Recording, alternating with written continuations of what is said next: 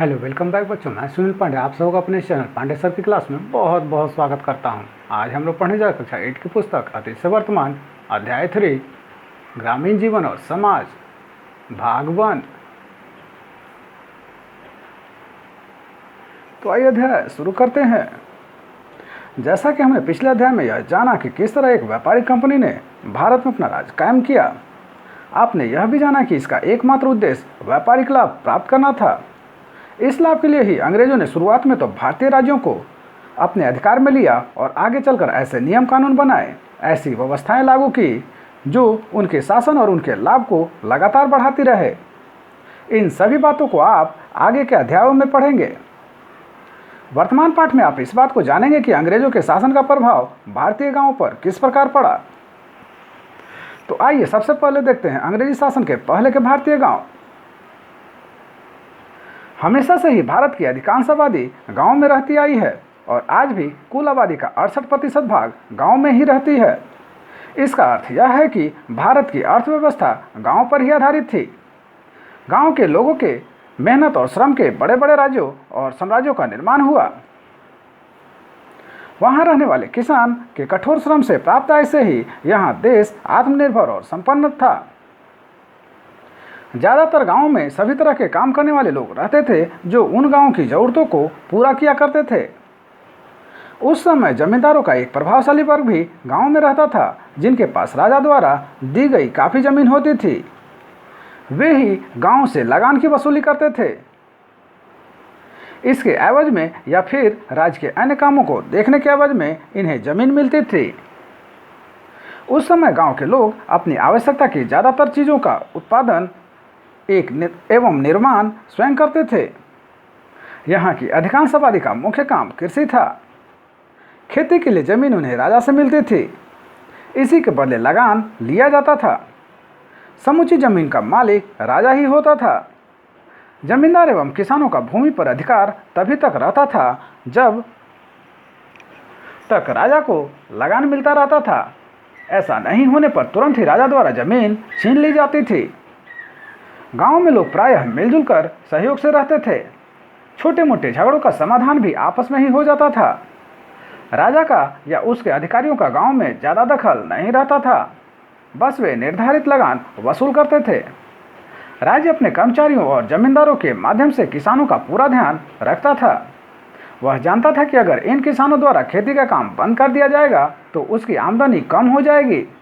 यहीं से उनके लिए खर्च हेतु पैसा, व्यापारियों के लिए वस्तु एवं सेना पुलिस तथा अन्य कर्मचारियों के लिए भोजन आदि का प्रबंध होता था। इस तरह गांव ही किसी भी शासन की आमदनी का मुख्य स्रोत था। इसलिए अंग्रेजी सरकार ने भी सबसे पहले गांव पर ही ध्यान दिया और उस पर अपना नियंत्रण स्थापित करने की सोची। आइए अब देखते हैं अंग्रेजों को लगान वसूली का अधिकार मिला। जैसा कि हमने पिछले अध्याय में जाना कि किस तरह अंग्रेजों को भारत के एक बड़े और समृद्ध क्षेत्र जो कि बंगाल, बिहार और उड़ीसा था से लगान वसूली का अधिकार मिल गया। इससे भारत से व्यापार के लिए चीज़ें खरीदने के लिए अपने देश से धन लाने की उनकी समस्या का समाधान हो गया। लेकिन अब भारत में कई और तरह के खर्च उनके सामने आ गए। इनमें सबसे प्रमुख अपने अधिकार में आए इलाकों के प्रशासन का खर्च था। दूसरे, उन्हें अपने साम्राज्य की वृद्धि के लिए लगातार युद्ध करना पड़ रहा था, उसका भी खर्च था। इन सभी खर्चों को पूरा करने के लिए उनके पास आमदनी का एक ही स्रोत था। वह था बंगाल की लगान वसूली में होने वाला मुनाफा। लगान वसूली के लिए शुरू में तो उन्होंने पहले से चली आ रही व्यवस्था को ही बनाए रखा। इसके लिए शुरुआत में वे पहले से विद्यमान जमींदारों से ही काम लेते रहे, लेकिन ऐसा ज़्यादा दिनों तक नहीं चला। ज़्यादा से ज़्यादा लाभ प्राप्त करने के इच्छुक अंग्रेजी सरकार वर्तमान व्यवस्था से प्राप्त होने वाले आय से संतुष्ट नहीं थे। इसके लिए आगे चलकर उन्होंने लगान वसूली के अधिकार की नीलामी करनी शुरू की। जो व्यक्ति किसी खास इलाके से ज़्यादा लगान वसूल करने की बोली लगाता उसे लगान वसूली का अधिकार दे दिया जाता। इसे आप ठेकेदारी व्यवस्था कह सकते हैं, परंतु यह व्यवस्था ज़्यादा दिनों तक नहीं चल पाई। इस व्यवस्था में ठेकेदारों को फायदा हो रहा था। वे तय राशि से जितना ज़्यादा वसूल करते वह उनका ही हो जाता था। किसानों के लिए भी यह तरीका बहुत हानिकारक था, क्योंकि उन्हें यह पता ही नहीं था कि किस साल उन्हें कितना लगान देना है। दूसरे ठेकेदारों का ध्यान केवल पैसे वसूली पर होता था। कृषि का उत्पादन या किसानों की आय कैसे बढ़े, इसकी चिंता उन्हें नहीं होती थी। कंपनी सरकार के लिए भी यह एक समस्या थी। उन्हें व्यापार के लिए एक निश्चित धनराशि निश्चित समय पर चाहिए था, मगर इस व्यवस्था से उन्हें यह पता नहीं चल पाता था कि अगले वर्ष उन्हें कितनी आमदनी होने वाली है। उन्होंने कुछ वर्षों तक इस व्यवस्था को चलाए रखा, लेकिन वे एक ऐसी व्यवस्था चाहते थे जिससे उन्हें ज़्यादा से ज़्यादा एवं नियमित धन लगान के रूप में प्राप्त होते रहे। तो आइए अब देखते हैं लगान व्यवस्था की शुरुआत। कई तरह के प्रयासों के बाद आखिर में सन 1789 ईस्वी के आसपास कंपनी सरकार ने जमींदारों के साथ एक करार किया, जिसके अंतर्गत उनके द्वारा कंपनी को दिया जाने वाला लगान 10 वर्षों के लिए तय कर दिया गया। यह राशि जमींदारों द्वारा किसानों से वसूले गए लगान का 9/10 भाग तय कर दिया गया। आगे चलकर सन 1793 ईस्वी में इसी राशि को हमेशा के लिए निश्चित मान लिया गया। इस राशि में भविष्य में कोई बढ़ोतरी नहीं होनी थी। इसे ही अस्थायी बंदोबस्त का नाम दिया गया। एक आकलन के अनुसार यदि किसानों को उपज का 100 माना जाए तो इस व्यवस्था के तहत अंग्रेजी सरकार को उसमें से लगभग 45% हिस्सा प्राप्त होता था। जमींदार और उसके कारिंदे अपने लिए करीब 15% हिस्सा वसूलते थे और शेष 40% किसानों के पास बचता था। अंग्रेज सरकार ने जमींदारों से यह करार किया कि भविष्य में इस राशि में कोई परिवर्तन नहीं किया जाएगा, लेकिन जमींदारों को लगान की तय राशि नियमित तिथि को सूरज डूबने के पहले सरकारी कार्यालय में जमा करवाना अनिवार्य था। ऐसा नहीं करने पर उनकी जमींदारी नीलाम कर दी जाती थी। सरकार को इस बात की कोई परवाह नहीं थी कि अकाल या बाढ़ के कारण फसल नष्ट हो गई है या पैदावार कम हुई है। जमींदारों को हर हाल में तय राशि नियत तिथि को जमा कराना ही था। यह व्यवस्था बंगाल, जो कि वर्तमान में बंगाल, बिहार व उड़ीसा है, तथा आंध्र प्रदेश के कुछ इलाकों में लागू किया गया। सन 1790 के आसपास तक ये इलाके कंपनी के अधीन थे। इस व्यवस्था के लागू होने से भारतीय ग्रामीण समाज में एक नई बात सामने आई। जमींदार, जो अब तक अपने इलाके में केवल लगान वसूल करने के अधिकारी होते थे, अब जमीन के मालिक बना दिए गए। यह कंपनी सरकार के अधिकारियों की बहुत सोची समझी नीति थी। इसके बाद अगर कोई जमींदार नियत तिथि तक पूरी राशि का इंतजाम नहीं कर पाता था तो उसके पास यह विकल्प होता था कि वह अपनी जमींदारी का कुछ हिस्सा गिरवी रखकर कर्ज ले ले और अपना भुगतान कर दे, या फिर वह अपने इलाके के कुछ जमीन बेचकर भी पैसे का इंतजाम कर सकता था। ऐसा करने के पीछे एक दूसरी सोच भी थी। अंग्रेज ऐसा सोचते थे कि जमीन के मालिक बन जाने से जमींदार खेती में सुधार और पैदावार बढ़ाने का प्रयास करेंगे। उनके अपने देश तथा यूरोप के अन्य देशों में कुछ ऐसी ही व्यवस्था थी। एक बात और, वे भारत में अपने शासन को मजबूत बनाने के लिए भारतीय लोगों में से ही अपने लिए एक समर्थक समूह तैयार करना चाहते थे। एक ऐसा समूह जो अपना अस्तित्व अंग्रेजों के यहाँ बने रहने में देखता हो। इसके लिए जमींदारों से बेहतर समूह उनके लिए और कोई नहीं हो सकता था। इन लोगों का अपने इलाके के गांव पर काफ़ी प्रभाव होता था और इनके माध्यम से ही अंग्रेजों के लिए भारतीय गांवों पर नियंत्रण कर पाना भी काफ़ी आसान था। आगे चलकर अंग्रेजी सरकार की यह नीति काफ़ी सफल सिद्ध हुई।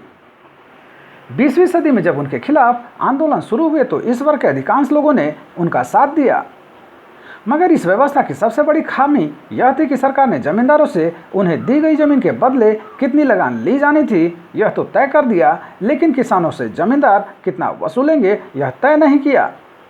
इसका प्रभाव यह पड़ा कि कई जमींदार जरूरत से ज़्यादा पैसा किसानों से वसूल करते थे, जिससे किसानों पर कर का बोझ काफ़ी बढ़ गया।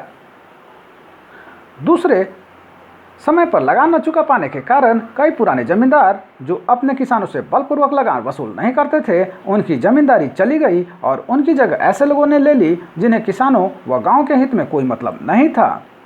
कई जमींदार कर्ज के बोझ से दब गए और धीरे धीरे उनकी जमींदारी महाजनों व व्यापारियों के हाथ चली गई।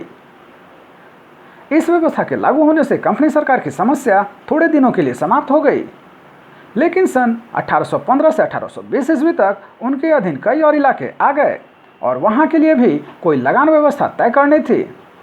अस्थायी व्यवस्था के लागू होने के समय से कंपनी के अधिकारियों में दो मत थे।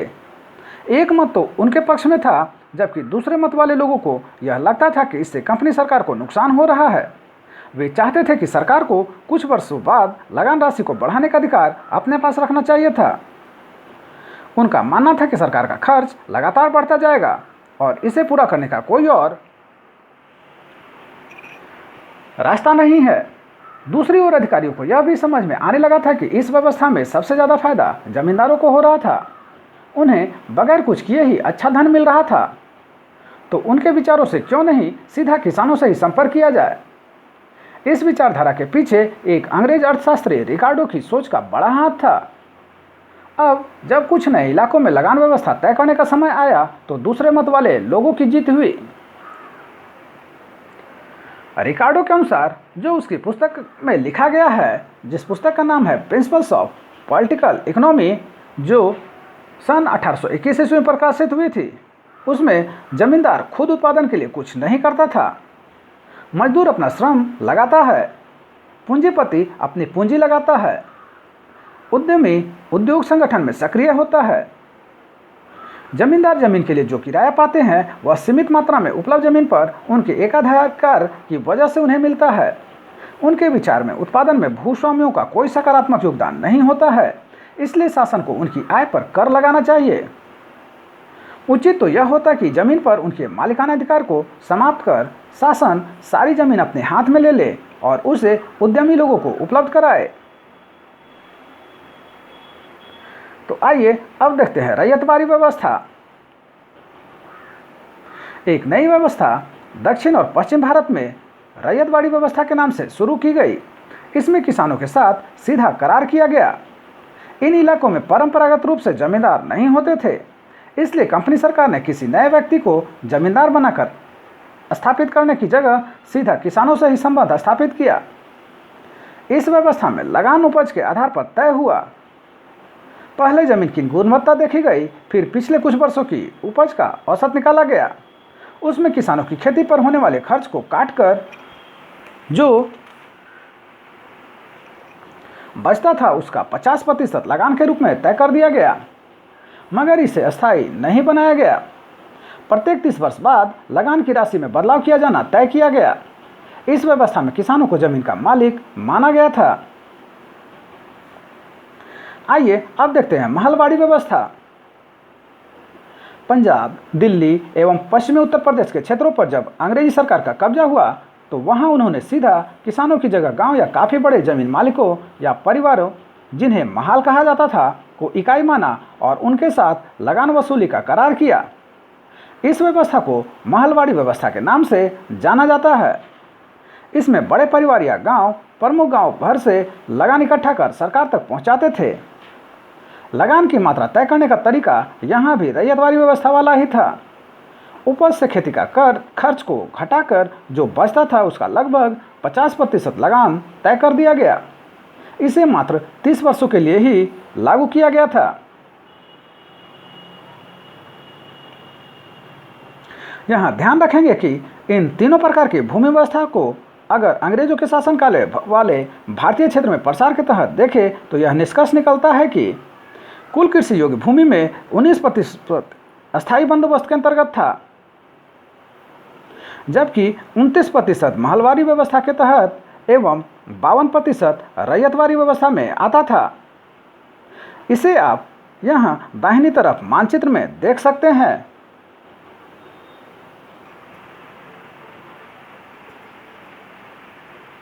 इस अध्याय के शेष बचे भाग को आप अगली वीडियो में देखेंगे। तो आप सबको हमारा प्रयास कैसा लगा हमें जरूर कमेंट कर बताएं। हमारे इस चैनल पांडे सर की क्लास को जरूर से जरूर सब्सक्राइब करें और बेल बटन को दबाएं ताकि आने वाली वीडियो का नोटिफिकेशन आपको मिलता रहे। दूसरों के साथ इसे शेयर करें और हाँ, लाइक करना तो बिल्कुल ना भूलें। आपका लाइक करना ही हमारी मेहनत का फल है। धन्यवाद। Thank you.